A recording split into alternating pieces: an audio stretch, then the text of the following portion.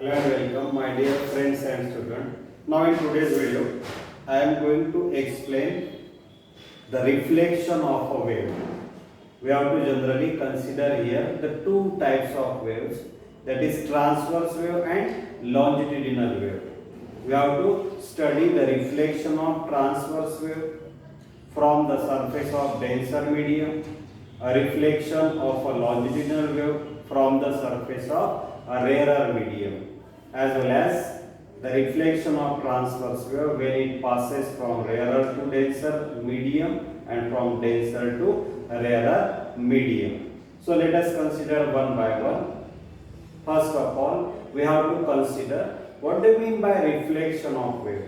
इथे आपल्याला सगळ्यात पहिले रिफ्लेक्शन ऑफ वेव्ह म्हणजे काय बघायचं आहे आणि त्यानंतर मग दोन टाइपच्या वेव्हचं रिफ्लेक्शन कसं होतं ते आपण बघणार आहे. तर रिफ्लेक्शनचा जनरली अर्थ इथे काय दिलाय बघा, वेव्ह ही रिफ्लेक्ट कशी होते की wave is travelling in a medium is incident on the boundary with the other medium.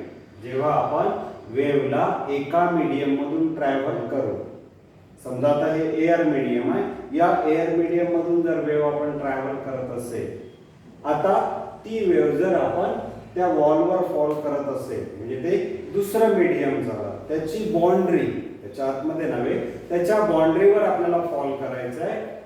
So when wave is traveling through a particular medium and when it is incident on the boundary of the other medium, then what happen? A part of it return into the original medium. काय होतं तर जे wave त्या बाउंड्रीवर fall झाली त्याच्यापैकी काही wave ही पुन्हा त्याच मीडियम मध्ये परत येतं. म्हणून इथे लिहिलं आहे की part of it means part of that wave returns to its original medium. कशी? With change in direction of propagation. सुरुवातीला ती वेव्ह ही लेफ्ट कडून समजा राईट कडे जात आहे, त्या वॉलवर फॉल होत आहे आणि जेव्हा ती वेव्ह आपल्या कडे परत येईल तेव्हा त्याची डायरेक्शन ऑफ प्रपोगेशन चेंज झाली from wall to that is the other medium. म्हणून तिथे लिहिलं आहे आपण with change in direction of propagation. मग बाकीची जी वेव्ह आहे ती काय होतं, while the remaining of it is transmitted in a second medium आणि त्याच्यामधली उरलेली जी वेव्ह आहे ती वेव्ह त्या मीडियमवर ज्या मीडियमवर फॉल झाली त्या मीडियम मध्ये ती ट्रान्समिट केलं जातं. So this phenomena in which part of the wave is return into the original medium. Consider this is the boundary of the second medium and suppose this is the wave which is fall on the boundary of the another medium. आता या वेव्हचा काही part हा पुन्हा त्याच medium मध्ये return येतो आणि त्या वेव्हचा काही पार्ट या मीडियम मध्ये ट्रान्समिट होतो. हा काही पार्ट ट्रान्समिट झाल्यामुळे या वेव्हची इंटेन्सिटी आणि एनर्जी ही कमी होते. म्हणून इथे दिलाय the phenomena in which part of the wave is return into the original medium with the reduction in intensity and energy that is called as the reflection. नंतर बघा की when the wave is travelling through the particular medium and when it fall on the boundary of the other medium, then what happen? Part of the wave return to the same medium just by changing the direction of propagation and remaining part of the wave that get transmitted in the other medium. So here we get only the part of the incident wave in the same medium with decrease in intensity and energy. This phenomenon is called as the reflection. आता इथे जेव्हा ही wave आपण एका medium मधून दुसऱ्या मीडियमच्या बाउंड्रीवर fall करतो आहे तेव्हा या वेव्हचा काही पार्ट हा पुन्हा त्याच मीडियम मध्ये आपल्याला परत मिळतो with just change in direction of propagation. फक्त त्याची डायरेक्शन चेंज होतं आणि उरलेली जी वेव्ह आहे ती त्या मीडियम ज्या मीडियमच्या बाउंड्रीवरती फॉल झाली त्या मीडियम मध्ये ट्रान्समिट केल्या जातात. मग इथे ट्रान्समिट केल्यामुळे या वेव्हची जी एनर्जी आणि इंटेन्सिटी होती ती ॲज इट इज आपल्याला ओरिजिनल मीडियम मध्ये परत मिळत नाही, त्याचं रिडक्शन होतं. म्हणून म्हटलेलं आहे त्यांनी the phenomena in which part of the wave is return into the original medium with the reduction in intensity and energy called as reflection. आता आपल्याला स्टडी करायचं आहे reflection of transverse wave, reflection of longitudinal wave from the surface of denser medium, from the surface of rarer medium, and when the transverse wave passes from rarer to denser medium and from denser to rarer medium. So before studying the reflection of both waves, we must familiar with that two types of waves. We already explained the definition of that two types of waves, transverse wave and longitudinal wave. The wave, that is both are the type of mechanical wave, that is the progressive wave, the wave in which particles of the medium vibrate perpendicular to the direction of propagation. त्या वेव्हला आपण म्हणतो transverse wave, and the wave in which particles of the medium vibrate parallel to the direction of propagation called as the longitudinal wave. Transverse wave is represented by considering the two parts. The upper convex part is called as the crest and lower concave part is called as the trough. ही जी transverse wave आहे ही दोन पार्टने बनलेली असते. हा जो अपर कॉन्वेक्स पार्ट आहे याला क्रेस्ट म्हणतात आणि लोअर कॉन्केव्ह पार्ट जो आहे याला म्हणतात that is called as the trough. One crest and one trough constitute the one wave. मग जेव्हा ही ट्रान्सव्हर्स वेव्ह पूर्णच्या पूर्ण त्या मीडियम वर फॉल होणार नाही, त्या बाउंड्रीवर त्यातला कोणता तरी पार्ट एकतर क्रिस्ट किंवा ट्रफ फॉल केल्यानंतर आपल्याला ती वेव्ह कशी परत मिळते याचं डिस्कशन म्हणजेच reflection of transverse wave. Similarly in longitudinal wave this is called as a pressure wave. Sound wave is a longitudinal wave. The wave which is produced along the length of string is a transverse wave. ही सुद्धा दोन पार्टने बनलेली असते. The region having greater particle density म्हणा किंवा greater pressure, greater region density particle density त्याला आपण म्हणतो compression. The region having less particle density और where the pressure is less that is called as the rarefaction. मग longitudinal wave जी आहे ही compression आणि रेरिफॅक्शन ने बनलेली असते आणि ट्रान्सव्हर्स वेव्ह ही क्रिस्ट आणि ट्रफने बनलेली असते. आता आपल्याला पाहायचं आहे ह्या वेव्ह जेव्हा आपण फॉल करू पर्टिक्युलर बाउंड्रीवर, ती डेन्सर मीडियम असू शकतं किंवा रेअरर, तर आपल्याला परत ते कसे मिळतात. So that is we have to study now. Now we have to consider the reflection of transverse wave from the surface of denser medium. जेव्हा आपण वेव्हला रेअरर मीडियम मधून पास करू आणि त्याला डेन्सर मीडियमच्या सरफेसवर फॉल करू. जसं इथे आता हे एअर मीडियम आहे आणि एअर मीडियम म्हणजे रेअरर मीडियम. इथून आपण वेव्हला प्रोड्यूस करून ट्रान्समिट करणार, ट्रान्सफर करणार आणि या रिजिड वॉलच्या सरफेसवर त्याला इन्सिडेंट करणार. तिथे गेल्यानंतर ती वेव्ह आपल्याला जी रिटर्न बॅक मिळेल ती कशी मिळेल ते आपल्याला इथे बघायचं आहे. So let us consider the figure. So you have to consider a string as a AB. सुरुवातीला तुम्हाला एक स्ट्रिंग घ्यायची आहे as a AB whose one end is fixed to the rigid support.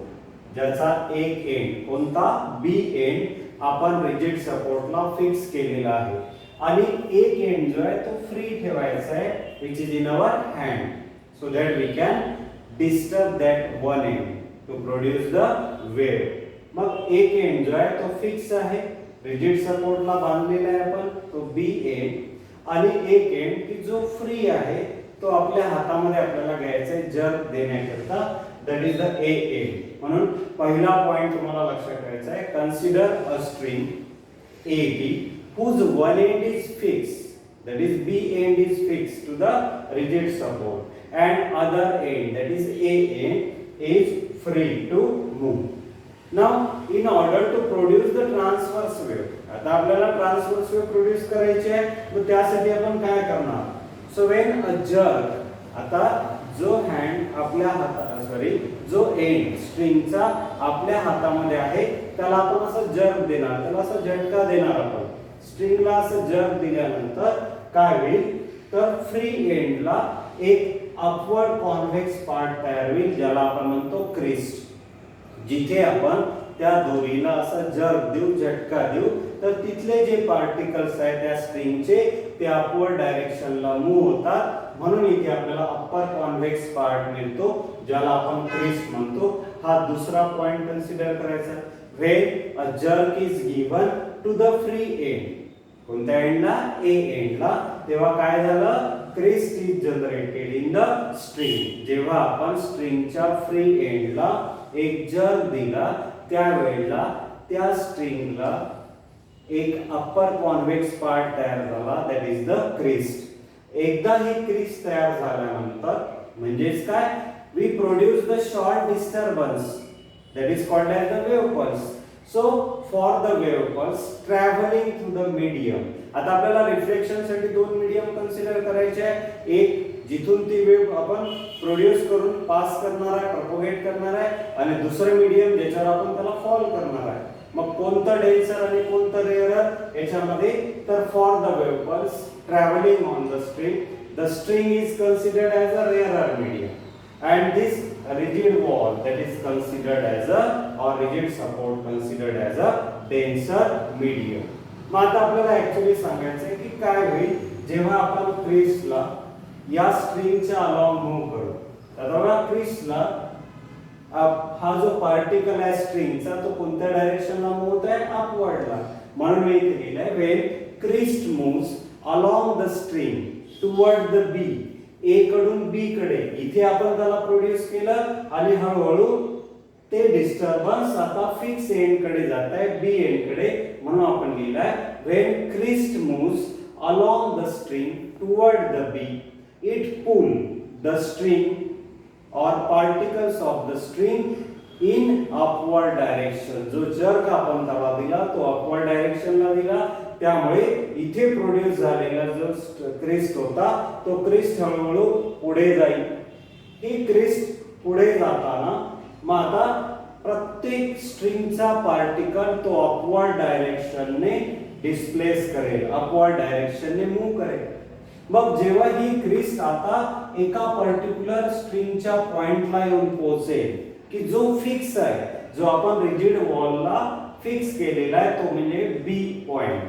So when crest reaches at the rigid support at the point B, then this crest tries to move that point B in upward direction. जसं इथून आपण त्याला तयार केलं तर प्रत्येक स्ट्रिंगचा particle हा असा अपवर्डला मूव्ह झाला, त्यामुळे ही क्रिस्ट पुढे पुढे गेली. ही जेव्हा बी या पॉइंटला आली, आता बी पॉइंटला पण त्याने अपवर्ड डायरेक्शनला मूव्ह करण्याचा प्रयत्न केला, पण बी पॉइंटला सोडून बाकीची स्ट्रिंग कशी होती फ्री टू व्हायब्रेट. फक्त हा बी पॉइंट जिथे आपण त्याला फिक्स केलेला आहे तो पॉइंट फ्री राहणार नाही, त्यामुळे ते अपवर्ड डायरेक्शनला मूव्ह होणार नाही. मग इथे ही जी क्रिस्ट आहे ही जे काही या वॉलवर एक फोर्स प्रोड्यूस करेल त्याला आपण म्हणतो ऍक्शन. आणि according to Newton second law आता हा सरफेस जो आहे रिजिड वॉलचा सरफेस त्या पॉइंटवर एक रिएक्शन फोर्स प्रोड्यूस करेल, म्हणजे स्ट्रिंगवर एक रिएक्शन फोर्स प्रोड्यूस करेल जी इक्वल इन मॅग्निट्यूड असेल आणि अपोजिट इन डायरेक्शन असेल. म्हणून बघा इथे लिहिलंय की when crest reaches at the point B then what happen, this crest try to pull the point B in upward direction, but being the rigid support what happen, B remain at rest because of Newton's second law, third law, equal and opposite reaction that will be produced by the rigid wall on the string. त्यामुळे काय होईल, आता जो vertically upward move होणारा स्ट्रिंगचा प्रत्येक particle होता तो आता डाउनवर्डला मूव्ह व्हायला सुरुवात होईल. का? कारण याच्यावर equal but opposite reaction produce झाली. मग सुरुवातीला इन्सिडेंट ट्रान्सव्हर्स वेव्ह मध्ये ही जी वेव्ह आहे ही इन्सिडेंट ट्रान्सव्हर्स वेव्ह आहे, यामध्ये पार्टिकल्स कसे व्हायब्रेट होत आहे अपवर्डला, आणि ही आहे रिफ्लेक्टेड ट्रान्सव्हर्स वेव्ह जी आपल्याला आता मिळाली बिकॉज ऑफ रिफ्लेक्शन. यामध्ये प्रत्येक पार्टिकल बी ला सोडून प्रत्येक पार्टिकल हा त्याच्या अपोजिट डायरेक्शनला मूव्ह व्हायला सुरुवात होईल. कोणत्या? डाउनवर्डला. मग अपवर्डला मूव्ह होत असेल तर क्रिस तयार होतो, आणि तो पार्टिकल डाउनवर्डला मूव्ह होत असेल तर कॉन्केव्ह आपल्याला पार्ट मिळतो, त्याला म्हणतात ट्रफ. म्हणजे आपण या सरफेसवर काय फॉल केलं? क्रिस्ट, आणि आपल्याला काय रिफ्लेक्ट म्हणून मिळालं? ट्रफ. म्हणून मग आपल्याला इथे सांगता येईल, समराइज करता येईल की Wien crest of the transverse wave allowed to fall on the surface of denser medium, it get reflected back as a trough. या उलट ट्रफ जर आपण इन्सिडेंट केलं तर काय मिळेल आपल्याला? क्रिस्ट.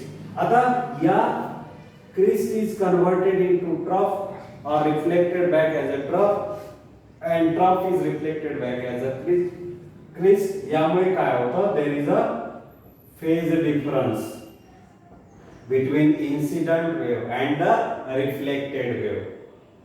या पार्टिकल मध्ये फेज डिफरन्स आहे की ज्याच्यामुळे there is a phase change of pi radian. Phase change झाला कितीने? पाय रेडियनने. मग इथे चार गोष्टी समराइज मध्ये लक्षात ठेवा की when transverse crest of the transverse wave allowed to fall on it, how we get the reflection? That is, crest is reflected as a trough and trough is reflected as a crest. त्यानंतर phase change झाला की नाही? Yes, there is a phase change of pi radian. आता particle velocity आणि wave वेलोसिटीच्या बाबतीत पण आपल्याला सांगता येईल the velocity with which particles of the medium vibrate about its mean position त्याला पार्टिकल वेलोसिटी म्हणतात. जसं आता या ठिकाणी इथला पार्टिकल ज्या वेलोसिटीने आपल्या मेन पोझिशन वरती व्हायब्रेट होईल त्याला म्हणायचं पार्टिकल वेलोसिटी, आणि ज्या वेलोसिटीने कंप्लीट वेव्ह ट्रॅव्हल होईल मीडियम मधून त्याला म्हणायचं wave velocity.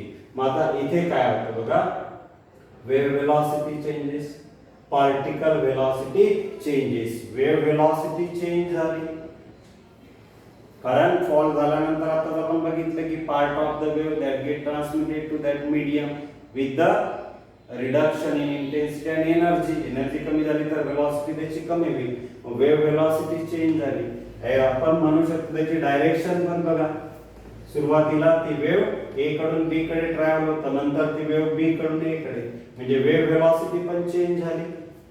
Incident transverse wave मध्ये पार्टिकल हा पहिले व्हर्टिकली अपवर्ड व्हायब्रेट होत होता, आता कुठे व्हायब्रेट होत आहे? तो डाउनवर्डला.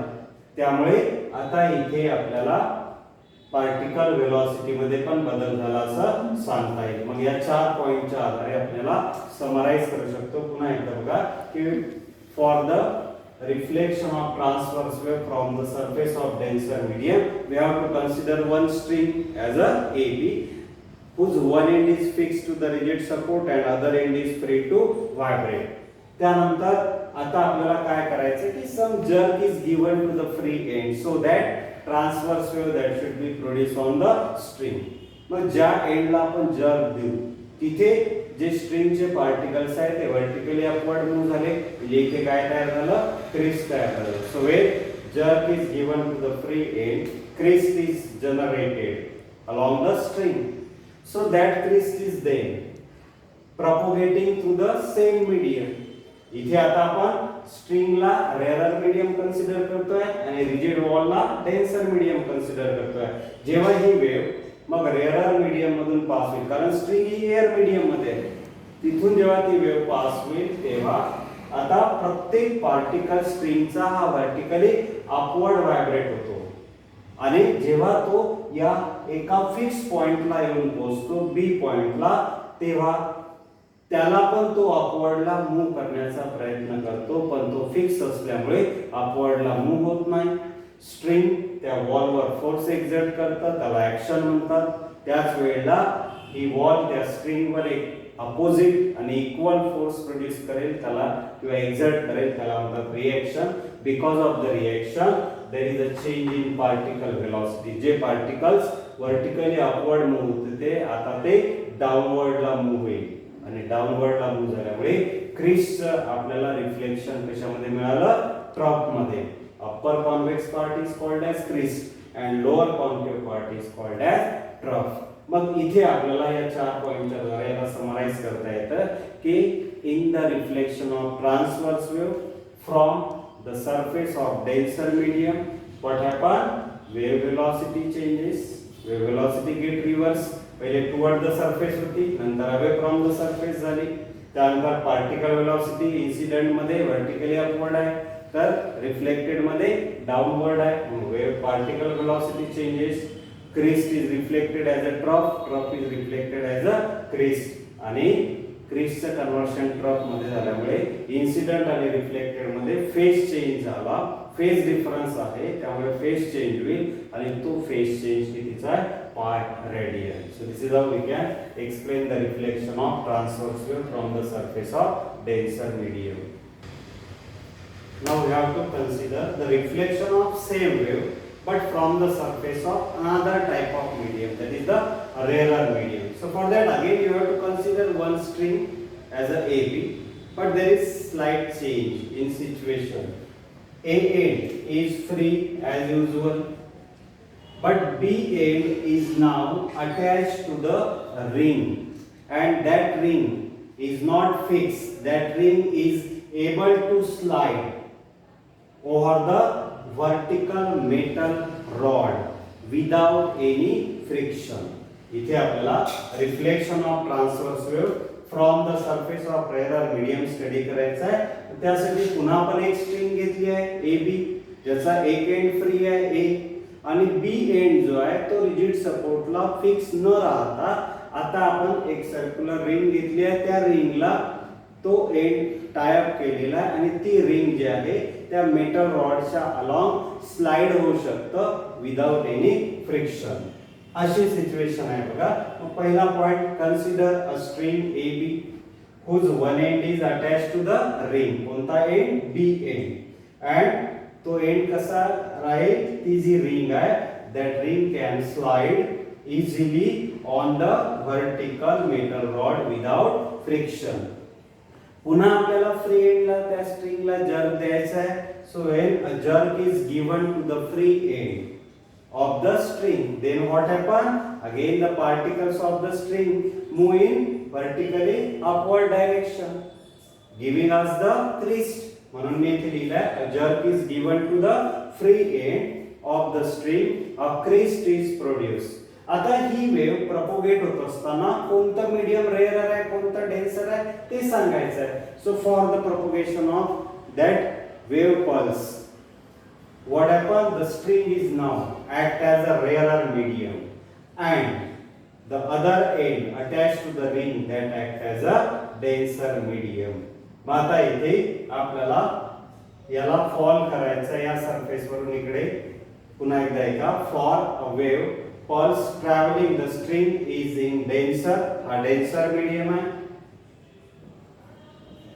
आणि हे आहे रेअरर मीडियम आधी जे होतं रेअरर टू डेन्सर फॉल केलं होतं आपण एअर आणि वॉल घेतलं होतं इथे जे आहे आता आपल्याला स्ट्रिंगला काय म्हणून घ्यायचं आहे डेन्सर आणि ती जी रिंग जी स्लाइड होणार आहे अराउंड द मेटल रॉड त्याला आपल्याला घ्यायचं आहे रेअरर मीडियम म्हणून मी इथे लिहिलंय for the wave pulse travelling the string is denser medium while the end attached to the sliding ring that is considered as a interface of rarer medium when this crest now reaches to that fixed point B आता ही जी आपण crest produce केलेली आहे just by giving the jerk जी आपण crest produce केलेली आहे jerk देऊन ती क्रिस्ट हळूहळू पुढे जाईल आणि जेव्हा ती बी पॉइंटला येऊन पोहोचेल त्यावेळेला काय होईल बघा आता त्या बी एंडला सुद्धा ती अपवर्डला नेण्याचा प्रयत्न करेल आता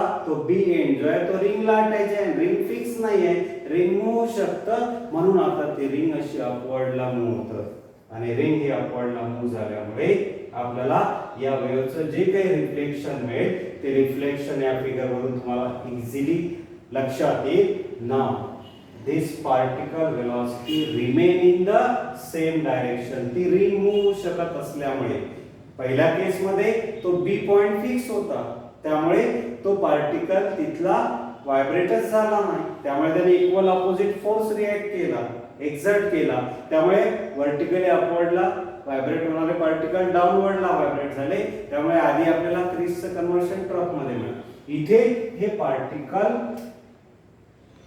बी या ठिकाणचा पार्टिकल हा अपवर्डला मूव्ह होत असल्यामुळे आता त्याची पार्टिकल वेलोसिटी न बदलता आपल्याला ती वेव्ह रिफ्लेक्ट बॅक म्हणून मिळेल. म्हणून आपल्याला इथे क्रिसचं रिफ्लेक्शन कशामध्ये मिळतं, क्रिस, आणि ट्रफचं रिफ्लेक्शन ट्रफ. मग पुन्हा आपण त्याला समराइज करू शकतो की what about wave velocity, what about particle velocity, how we get the reflection and is there change in phase or not. तर इथे रिफ्लेक्शन मध्ये लक्षात ठेवा वेव्ह वेलोसिटी चेंज झाल्याशिवाय रिफ्लेक्शन आपल्याला मिळतच नाही. म्हणून मग wave velocity changes get reverse in all the four cases. म्हणून मग इथे वेव्ह वेलोसिटी ही टुवर्ड द रिंग होती सुरुवातीला, आता अवे फ्रॉम द रिंग, म्हणजे वेव्ह वेलोसिटी चेंज झाली. What about particle velocity, particle velocity वर्टिकलला अपवर्डच होती इन इन्सिडेंट ट्रान्सव्हर्स वेव्ह, आणि रिफ्लेक्टेड ट्रान्सव्हर्स वेव्ह मध्ये पण ती वर्टिकली अपवर्ड आहे, म्हणजे here particle velocity doesn't change. Wave velocity change झाली, particle velocity doesn't change. Crest is reflect as a crest and trough is reflect as a trough. And what about the fourth point? There is no change in phase. कोणत्याही प्रकारचा phase change इथे होणार नाही. सुरुवातीला phase change झाला, आता मात्र phase change होणार नाही. असं तुम्ही रिफ्लेक्शन स्टडी करू शकता एका वेव्हचं, कोणत्या, transverse वेव्हचं. when that wave is fall on the surface of denser medium and when fall on the surface of rarer medium.